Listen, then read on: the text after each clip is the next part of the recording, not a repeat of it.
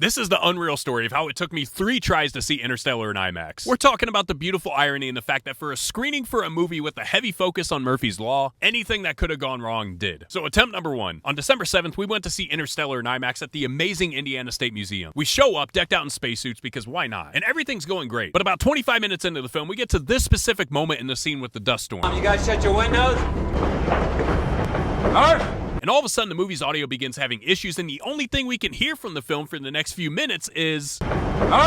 That's not the unreal part, though. We're getting to that. So Neil, the theater manager, comes out to tell us that they cannot fix the audio and that they have to refund our tickets and schedule a private showing at a later date. Also, special shout out to Neil and the entire Indiana State Museum IMAX team as a whole, who were put in an inexplicably difficult situation that wasn't their fault, and they handled it like champs. But again, still getting to the unreal part. So attempt number 2. Our show gets rescheduled for January 11th. We show back up, spacesuits and all, and we're fine throughout most of the movie until we get to the climax of the film. You know, the part where Dr. Mann is just blown up and Cooper has to manually dock the ship. And as we get to that part, the fire alarm goes off. You can't make this up. They have to stop the movie and evacuate the entire building. And I'm thinking this is a prank at this point. Has to be, given our theater's history. But no, there's a real fire in one of the air ducts of the building. Let's also just take a moment to appreciate that a fire started moments after a major explosion happened in the film. A true 4D cinema experience. So our whole theater's standing out in the freezing cold parking garage for about 30 minutes, and I'm thinking we're never seeing this show in IMAX. But we eventually get the green light to go back in for attempt number 3. They start the movie right where they stopped it, and at this point I'm just waiting for the sprinklers to go off for the roof to cave in, but miraculously, we get through the entire show. Shout out again to Neil and everybody at the Indiana State Museum IMAX for their incredible hospitality. If you've made it this far in this video, make sure you check out my other socials. I would love to connect with you on there if this TikTok ban does in fact go through.